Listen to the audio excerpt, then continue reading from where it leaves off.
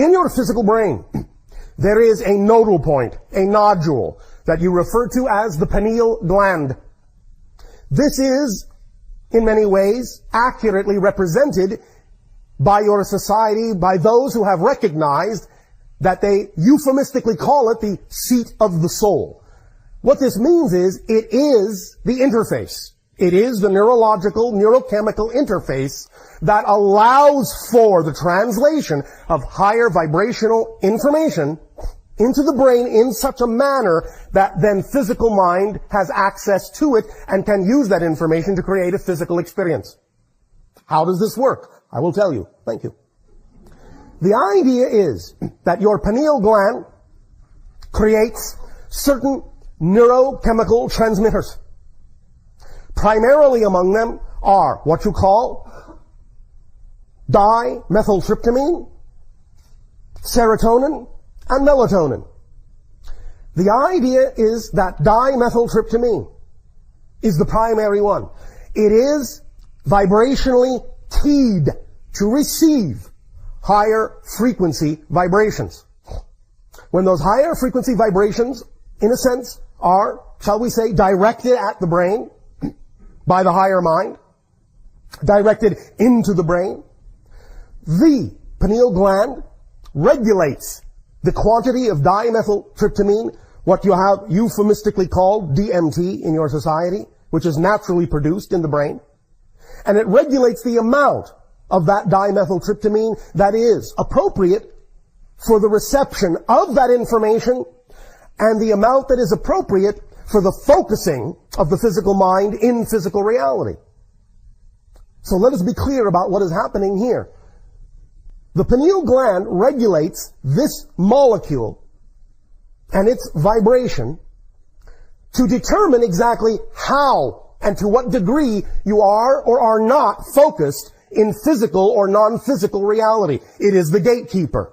It is the regulator. It is the tuning dial for how much you are focused in physical or how much you are focused in non-physical reality. So the first level of reception is that this substance, dimethyltryptamine, receives the vibration of the higher information. Then also, where and when necessary, translates that vibrational energy into other neurochemical transmitters such as serotonin, melatonin, and along with dimethyltryptamine, in a sense, dumps these neurotransmitters into your cerebrospinal fluid, into your bloodstream, into the cells of your brain, into the cells of your body, in such a manner as to then set up the template neurochemically and then neuroelectrically to represent the idea of that information in neurochemical, neuroelectric form. Once it has been translated by these neurotransmitting chemicals in a neuroelectric, neurochemical form, then the physical mind has access to that information. Thus then the physical mind receives that experience as the experience of inspiration, imagination, thought patterns, so on and so forth. But also, it then takes that information and applies it in whatever way, shape, or form it has already applied such information before with respect to crystallizing or solidifying patterns of that information. These crystallizations, these solidifications of patterns of information that the physical mind has received before, that it has decided are appropriate or pertinent or relevant to it, are called belief systems and definitions. So, the idea of the crystallized belief systems thus then also will affect the efficacy of your ability to download that information, because you will always pass that information after it has been translated from higher frequency energy into neurochemical, neuroelectric patterns. You will always pass that information through the crystallized belief systems within the artificial personality construct that have been set up, and those belief systems will then regulate to what degree you actually have the ability to access that higher frequency information, more or less, depending upon the nature of the belief. that has been crystallized within the personality construct, within the physical mind. This is why it is so important to allow yourself clarity of belief system, clarity of how you define things in your physical reality experience. Because if you have certain kinds of belief systems that are constrictive, conditional in that sense, negative in that sense, mechanically speaking, they can limit your ability to actually perceive higher frequency energy being downloaded from your higher mind. And thus then they can make it seem as if you are incapable of receiving the guidance that is necessary for you to move through life in an effortless way, in a creative way, in a loving, joyful, exciting way. So the first stage always, because you are ensconced as physical personalities in physical reality experience, is to always get a handle on what your beliefs and definitions are about life, to make sure they are in alignment with what you prefer to believe and not contrary to it, that they are in alignment with your true natural vibration, which is really much closer to the higher frequency we're talking about, and thus then allow yourself to be capable of receiving that information in a much clearer and, shall we say, more original form. Now, the idea is that this can be enhanced in other ways as well, along with clarifying your belief systems to increase your sensitivity to higher frequency energy and thus receive those transmissions more in their natural form. Along with that, you can also, once again, do certain kinds of permission slip exercises that take advantage of the fact that you have this pineal interface in your brain. So, while working on your belief systems, not instead of, but in addition to working on your belief systems, you can also work directly with the pineal gland to allow it to produce the appropriate amount of dimethyltryptamine, serotonin, and melatonin that will be representative of the kind of neurochemical, neuroelectric transmission templates that are more clearly representative of the original transmission, so that the physical mind receives that without so much filtering. One way to do this is as you go to sleep, because the idea of DMT, melatonin, serotonin work very strongly in the nighttime hours, especially at what you call your 3 a.m. hour. You can, before you go to sleep, focus on the idea of your third eye, what you call the pineal gland, your third eye, metaphysically speaking, and allow yourself to focus on it.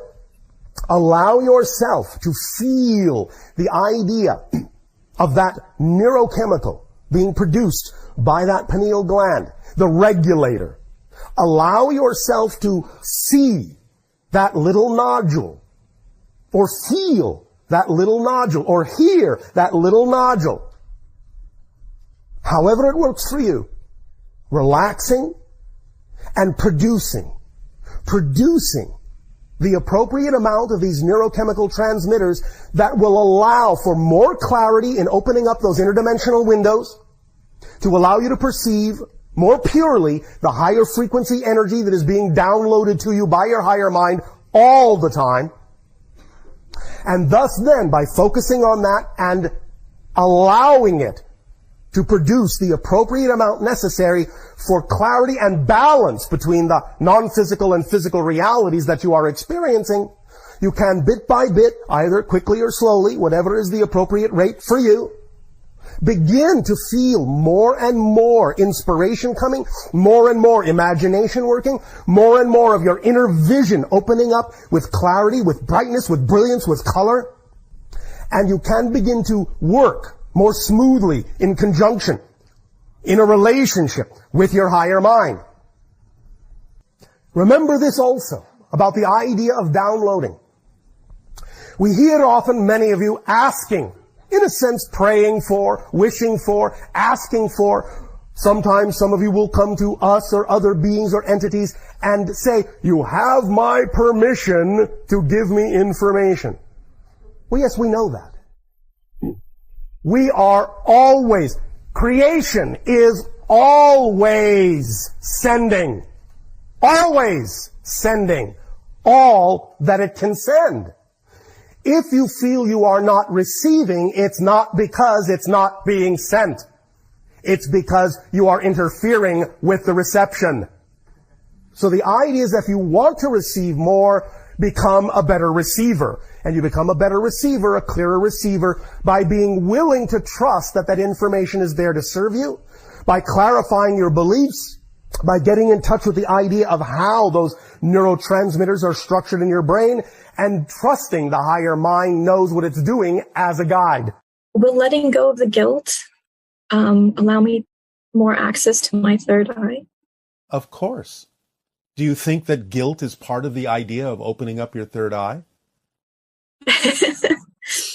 No. All right. Then open the door and understand that, again, even if you make what you typically call a mistake, you now know you don't have to feel guilty about it because you're willing to learn the lesson that helps you bring yourself back into alignment. In reference to the third eye, Yes, the pineal gland. does that open when that energy, the Kundalini energy, rises? Well, it does, but it also opens every time you drink. But the idea of accelerating that can be accelerated by raising your frequency and give you more opportunity to produce more DMT chemically, which will allow your body in its waking state to be more receptive and perceptive of higher dimensional frequencies and realms. Make sense? Yes. Okay. I had this experience of my third eye opening, Yes. and it really felt just like it was blinking and Yes. very intense. And Yes. I guess my question is, how is the way to keep that open or in touch with that the most is simply by following our joy? Well, remember the entire formula, please. Many people on your planet love to remember, act on your passion, follow your joy, act on your bliss, and they completely and conveniently, shall we say, trash the rest of the formula. Okay. Remember the whole formula. Act on your highest passion to the best of your ability, taking it as far as you possibly can until you can take it no further, and with absolutely no assumption, insistence, or expectation as to what the outcome ought to be. That's the whole formula. Make sense? Yeah. Yeah. Then it will work for you. Okay. Good day, Bashar. And you good day. Wow. Yes? So when I was in Seattle about 10 years ago, I had a being stand above my bed, Yes. and it was a dark figure, and I wanted to know who that was. Well, what happened? Is that all that happened? No. What else happened? I just woke up, and it scared me, and I screamed and woke my boyfriend up, and I told him it was a nightmare. I lied to him. Why? I You was didn't want him to ashamed. think you were crazy? Yeah. What were you ashamed of? Appearing crazy. What's wrong with that? If it's the truth. So can you tell me who it was, or You have to answer my question first. what? What's wrong with appearing crazy? There's if it's the nothing. truth? I've been appeared crazy my whole life, so it's Then why was that different? Because it surprised you? yes. You didn't know what to do with it at that Yes. moment? Yes, because I was in fear. Have you told this person since then what actually happened? No. Because?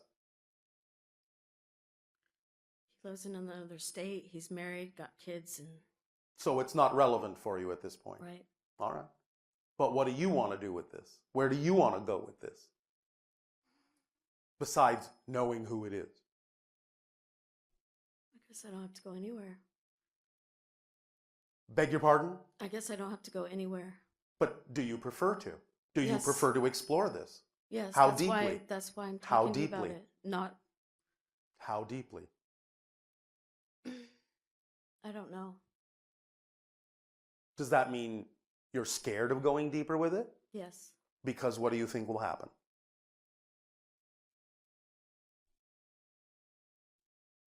What are you afraid will happen? Well, no idea. That I will be dying and that I won't die.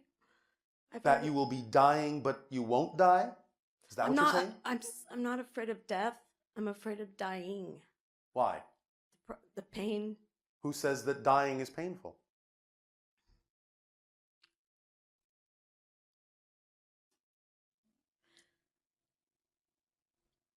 Who says it's painful? I do, Why? because I've already been there. Which means what? I've been in a coma and I've Yes. And was it painful very, while you were in the coma just or before, afterwards? before and after. All right. Not exactly during, because I left my body, but All right. Do you understand that you have made a friend of death? mm-mm. All right. I'll tell it to you this way. You've made some bold choices to make some changes within your consciousness in very dramatic ways. You follow me? Yes. And you attracted the attention of some beings that are associated with the idea of crossing over. Understand there are life forms at every level in Yes. different layers of consciousness, in different layers of reality. Yes. So, by the choices that you've made and by your experience connecting to the concept of death, you have made friends in those places. You have attracted them to you because now you give off a different light. There's actually nothing to be afraid of, but you are and have chosen to walk in an unusual realm. And these are just the denizens that occupy it because they noticed you. Do you understand? Because you did something that made them notice you. In a sense, they applaud you for being so bold as to enter that realm in the way that you did.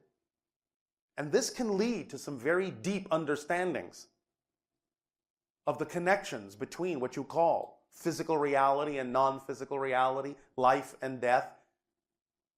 You can explore this transitional state in a variety of ways because you have experienced it in a certain way and have made connections to beings that live in that state of transition between the living and the dead. Do you follow me?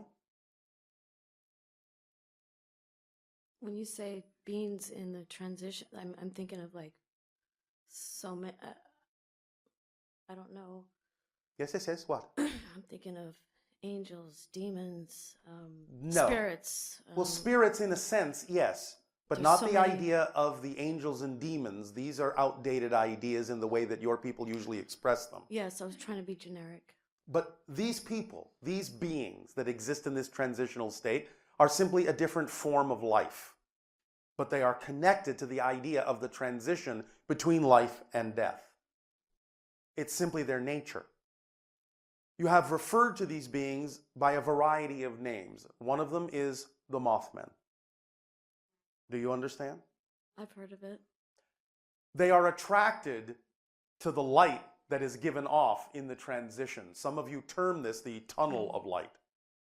So like a moth to a flame, they are attracted by anyone going through that transition or even getting close to it because they are curious about the nature of your being and what you've chosen to explore and what you've chosen to be in this life and how you can use that state of being to your benefit, how you can bridge those two realities in moving forward in your life by calling upon the energies of the transitional state of the afterlife, of the spirit realm, in the way that you do.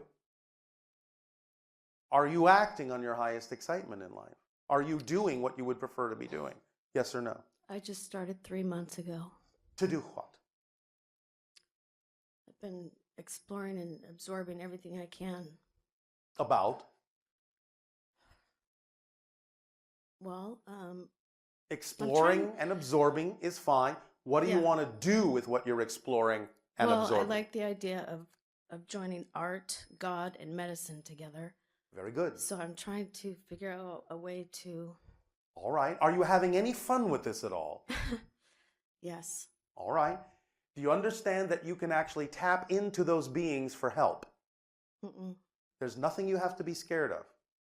You have the ability to tap into those beings in what might be termed a shamanistic way to help with the blending of those ideas in a very powerful expression. How do I blend? Just by meditation and visualization, or? Well, when you think of that realm, when you think of those beings, when you think of that interim state between life and death, the transitional reality, the transitional realm, the transitional dimension that is occupied by its own kind of flora and fauna, its own kind of life forms, its own kinds of consciousness that express themselves in very, very different, mysterious and curious ways, what kind of state of being does it put you in? Do you in any way, shape, or form feel somewhat shamanistic when you think about that idea? Do you feel transitional when you think about that idea? I'm not really sure. All I mean, right. I do. I hear what you're saying. Yes. I haven't figured It out may how be to. too soon for you. Yeah, I haven't figured out how to put it together. Yeah. All right, but you will if you keep going. If you are acting on whatever it is that gives you the most joy, following your passion to the best of your ability, with no insistence on a particular outcome, you are receiving guidance and you will be able to perceive it more and more clearly as you go. There is nothing to be afraid of here. You are simply discovering your power through a unique path, a unique perspective. It's unusual, but it's you. And you're going to learn a lot about yourself in a variety of ways. That, again, may be unusual, but it's you. So that's okay. It's okay to be unusual in that way. You don't have to worry about standing out and being crazy. Who cares what others think if this is true for you? You follow me? Yes. Is this helping? Yes. One last moment. thing. Yes, one moment.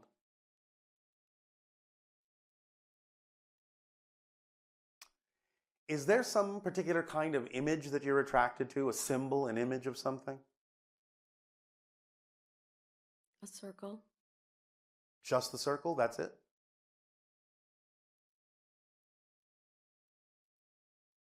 I like geometric shapes and sacred geometry. All right, all right. Coming up in a future transmission is something that you might actually find yourself relating to. It will occur in what has been announced as a weekend with Willa. And it will be the transmission called the 5 Levels of Mastery. This may have some meaning for you when that transmission occurs. All right? Okay. And the symbol of the circle will perhaps for you make more sense when you hear the description of the 5 levels of mastery. What is your other question?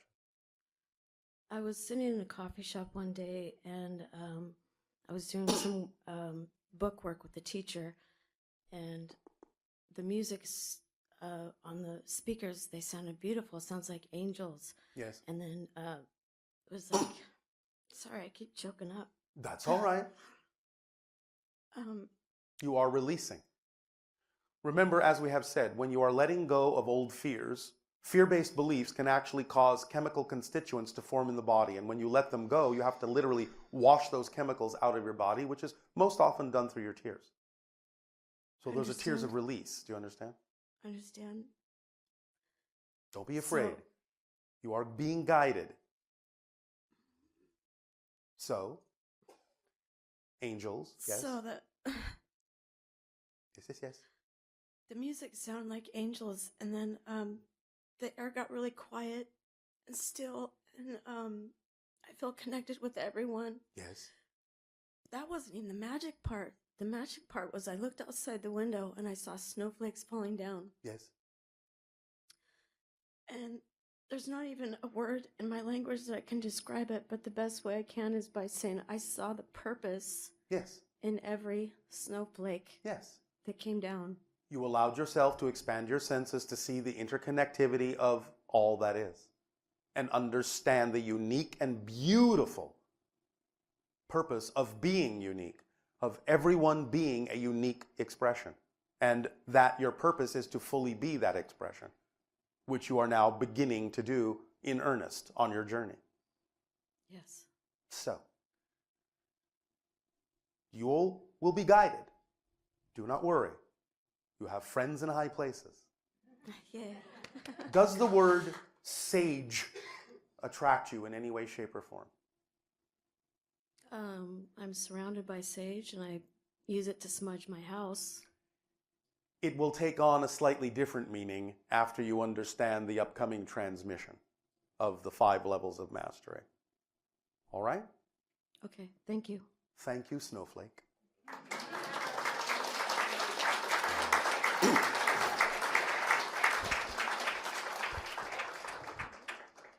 You have on your planet a saying. We may be paraphrasing slightly.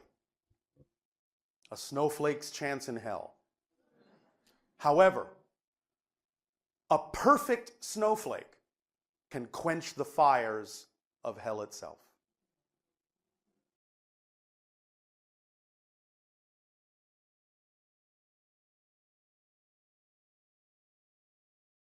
Hi, Good day, good day. how are you? Perfect, and you? I'm good, a little bit nervous, but good. So I wanted to ask you because guilt is very much present in my family, and um, last week, exactly a week ago, my uncle died, has passed away, Yes. and my uncle who's a brother of my grandma. I still call him an uncle. And he passed away unexpectedly. His mother feels a little bit guilty for this. Why does she feel guilty? What does his passing have to do with her? She said that she's a very simple woman. Like, I don't care. What does his passing have to do with her? Did she kill him? she said that she was talking bad behind his back about him, and that's why he died. It's not why he died. These things are chosen by the person. The timing, however, can serve her in recognizing that perhaps saying things behind his back that are negative gives her an opportunity to recognize through the idea of the alignment rush that she may have been out of alignment in doing so. But to continue to wallow in the guilt means she's not learning the lesson that he has given her the opportunity to understand. So why not learn the lesson because of the timing of the death that put her in touch with the fact that she may have been out of alignment in saying the things that she said behind his back, and use that opportunity to propel herself forward in a positive way, which is what would be the wish of the person that died. Okay. Do you understand? I think Once a person is in spirit, they're no longer the way they were in physical reality. They are made and wrapped in unconditional love and only wish the best for those that are still physical. So the timing of the death, even though it was chosen by the person who died, is an opportunity for those left behind to realize what their relationship to that person was. And if they're feeling the guilt, the rush of alignment or the rush of misalignment, then they can realign themselves and not spend more time in guilt, which is exactly the opposite of what the spirit of that dead person would now wish for that person. It's a lesson to be learned. It's an alignment to be corrected. And if she is willing to learn the lesson, then she can actually serve the purpose of the death in a positive way, honor that person who died in a positive way by learning that the way she was behaving is not necessarily ideal, and bringing herself back into alignment, which would completely satisfy the spirit, knowing that the person had done something loving for themselves based on something that was done by the person who died, that was a loving opportunity given to that person to give them the opportunity to correct their own energy. Does that make sense? Do you understand? yes. So if you can explain that to her, maybe it will help her. Yes. But if she continues to wallow in the guilt of what she has done, then she is only continuing to dishonor that person's choice to die at that time, instead of learning the lesson that that person has given her. Thank you. If she is willing to realign herself and not continue to wallow in guilt, more messages will be able to come and she will be able to receive them herself. Okay, thank you. And also, I have a question about a full moon. So Yes. I've noticed, and how it impacts people's actions. So I've noticed that. One moment. It does not impact people's actions. Their belief about it impacts their own actions. Remember, everything in physical reality is a reflective symbol, not a cause.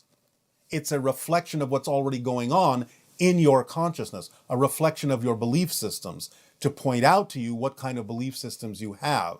So the impact you're feeling is caused by you and those people having a particular belief about their relationship to your moon that then causes something in them to change. It's not being done by the moon. The moon is being used as a symbol, as a permission slip to allow those people to do those things to themselves. You understand the difference? Yes, there is a belief system that of people that the moon has impact on them, but it's not necessarily the moon itself. It's that it comes from within rather than from the outside. The moon is a representation of many different kinds of beliefs that allow people to experience certain things they wish to experience, but don't necessarily believe they can experience it on their own. Therefore, they use symbols like the moon to have the experiences that they don't believe they can create for themselves. Okay. So, because what I wanted to say is that I've noticed that oftentimes these people on full moon days, they're like, for example, a lot of people in emergency rooms and Again, crazy. It's all about the idea of their own belief system and their relationship to the symbol they are using to give themselves permission to move in a certain direction, and that could be positive or negative. Mm-hmm. It's not like a greater chance to manifest things in life. It's a greater chance if certain people believe that it's a greater chance. Mm-hmm. Yes. But again, everything in physical reality is a reflection of what's going on in their consciousness. It's not a cause of it. Mm-hmm. Okay. And I also wanted to ask, because so I'm Polish and I have a lot of family in Poland. Yeah. And my closest family, my brother, really likes living in Poland. Yes. And in my opinion, it's maybe not the best place to live because... Well, that's not your choice to make, is it? No. You can share with him your ideas about why you feel it might not be the best place, but you still have to allow him to make his own decisions if he is actually truly happy there. Remember, you don't know what his life path is, and whatever it is that's going to happen in that particular area may be something that he has designed himself to go through. You can't make that choice for him. You can only share with him the idea of why you might have a more positive experience somewhere else, but don't necessarily say it from the idea of fear. Otherwise, you're just reinforcing the negative side of any particular issue that may occur. Mm-hmm. So it's not your life. You can share your opinion, but you have to let go. It's not your life, and it's not your choice to make. Okay. The thing is that he's a part of the family, and I still care about him. Well, of course you care, but if you really care, you will allow him to make his own choices. You will give him the opportunity to make different choices, but you have to let him make his own choices. Whatever people do with whatever information you share with them is none of your business.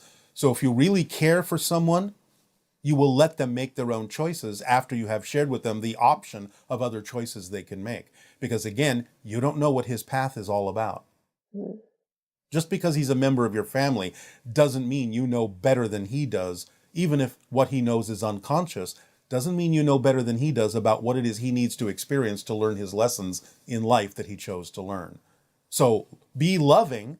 You can certainly afford him the opportunity to hear you out and know that there may be other choices he can make. But when he makes his choice, that's his choice. And the choices he makes, it's none of your business. Just keep loving, keep supporting in whatever way you can. Okay. And I wanted to ask, what is the secret to a long-lasting marriage? Communication, clear communication, support, and allowing each being in the relationship to see reflections that will allow them to become more of who they truly are. Not any imposition of suppositions or insistences or assumptions about what they should be, but to allow them to become more of who they truly are.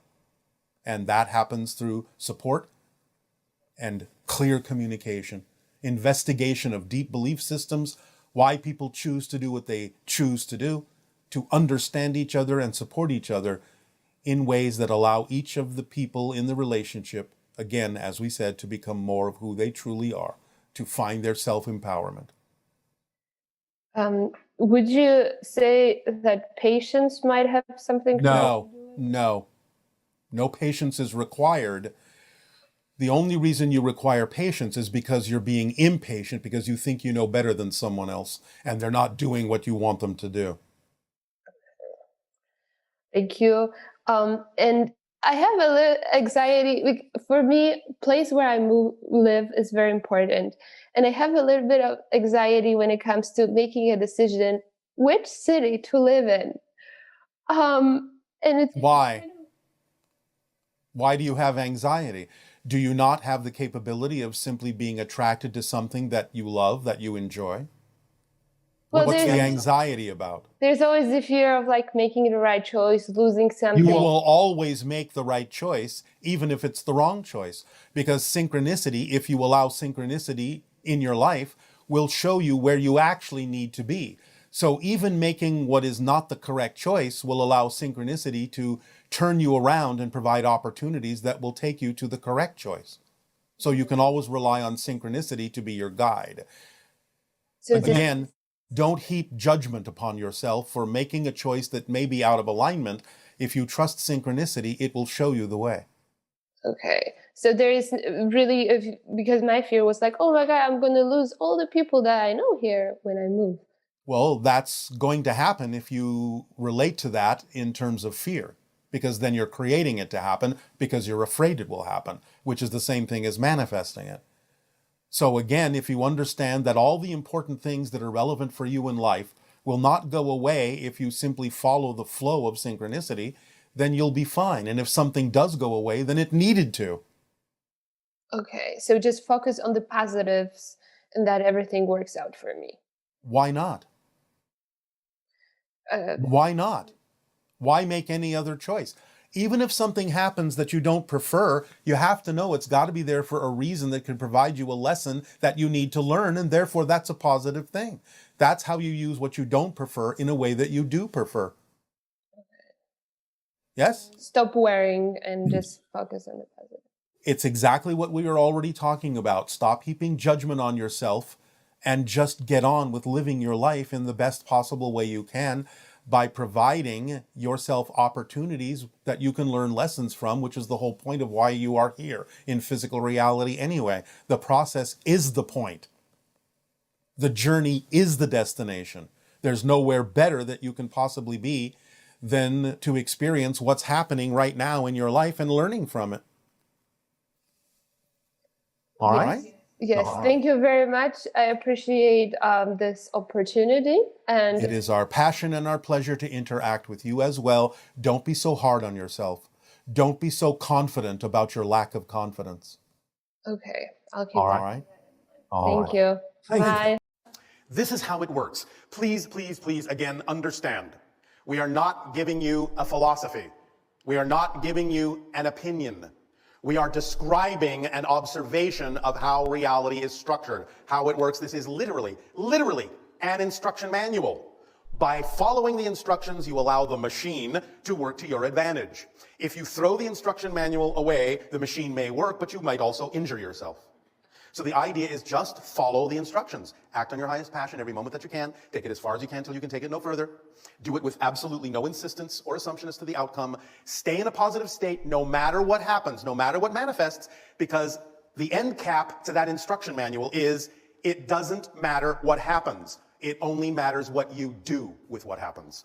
That's what makes the difference in your life, because everything is neutral and can serve double duty. So even though something may have originated negatively, even though someone else's experience or opinion of it may be negative, if you stay in a neutral state and in a positive state by knowing that you must be experiencing this for a positive reason, no matter how it looks, you will also and always derive a positive and beneficial effect from it, no matter what anyone else is getting out of it. That's up to you. That's your call. You have that choice, you have that freedom, you have that power to determine what this means for you in your life. Even something that you might neutrally not prefer must still be there for a reason if it manifested in your life.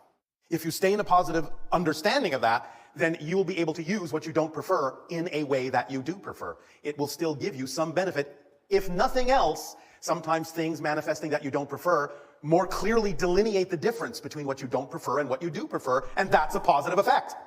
So always use it to your advantage. It's always your choice to do so. You always have the ability to make that choice. And then you will experience the idea of abundance in all its forms. You will go with the flow of your own current in creation, and you will experience the effortlessness and the joy that life has to offer.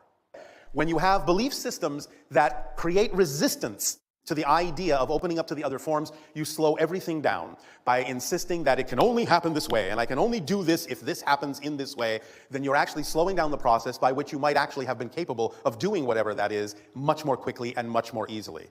Is this making some sense? So allow yourself, as you go through life and as you act on your passion to the best you can, with no insistence or assumption on the outcome, please remember that third part of the formula, which many of you sometimes conveniently forget. I'm acting on my passion, I'm acting on my passion, I'm acting on my passion. And this had better happen, and this had better happen, and this had better happen, or something's wrong. That's not the formula. When we say act on your passion to the best you can, taking it as far as you can until you can take it no further, the implication in that statement is very clear. There will be moments when you will not be able to take it further in that way. That's not a block.